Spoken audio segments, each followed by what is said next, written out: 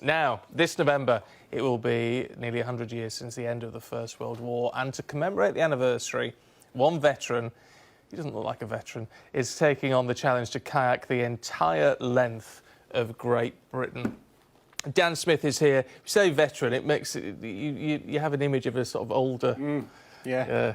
Are you a fairly recent veteran? When did you come out? 2013. Oh, right. So, yeah. Not that long ago. Not really. No. Not that long ago. Look, how far is this?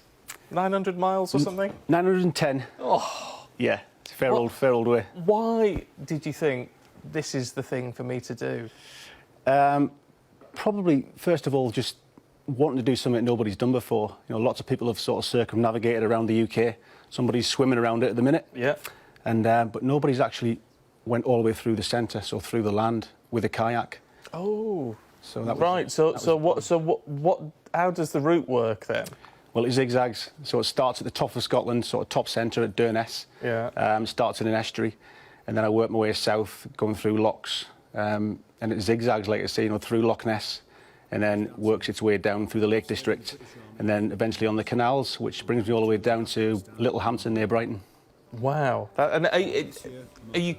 Well, obviously, this is not all interconnected, so at various points you're going to have to pick up the kayak and walk, are you? Yeah. Can't paddle all the way. So there is some big portages. Some of them are sort of up to 30 miles. So we've designed a trolley system which the kayak goes on, and then I'll be walking with it. Wow. What sort of support are you going to have to keep you going along the way? Well, it's all kind of remote support, so I'm by myself, but every 7 days I'll be getting resupplied with fresh food. I say fresh food, ration packs. So, dehydrated rations, so high-calorie stuff. Yeah. So I can only carry sort of 7 days' worth at a time in the kayak. How do you work out how far you're aiming to get on each particular day? Because obviously weather conditions and water conditions are going to change it. It's going to change massively, yeah. It just depends. I mean, I'm aiming to sort of do 15 to 20 miles a day. That works well.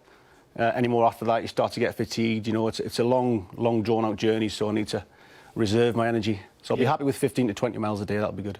Wow. I mean, it's quite something. You're doing it, obviously, to remember this centenary anniversary, and in the process raise money for the Royal British Legion. Is that right? Yeah, that's right. Yeah.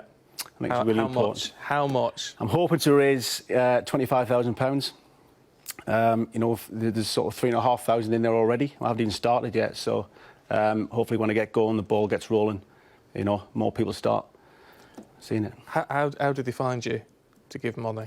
So there's a Just Giving page, Dan Smith's Paddle of Britain, or you can text the donate. You can text POBD79 and the amount to 70070.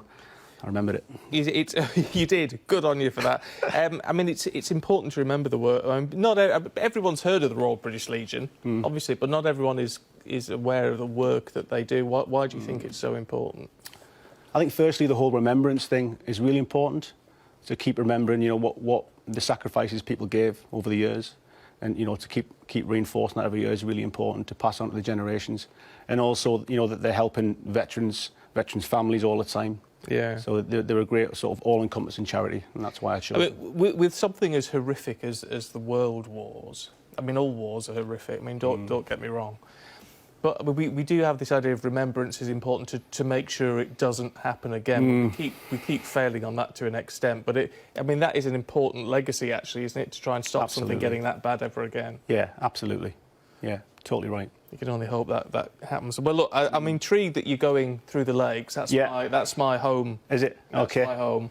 And so Isabel on weather loves to go as well. So, so I hope you will have a fabulous time through the lakes. I can't guarantee you any decent weather for it, though. Well, it is what it is. You know, expect the worst, and whatever comes after that's a bonus. You know, I've got a GPS link on there, so if you go on the Facebook page, you can see where I'm at, so you can track me. And if you want to come along and support me, that'll be great. Oh, that would be nice, wouldn't it, to get that support? And you start next week? Yeah, next Wednesday.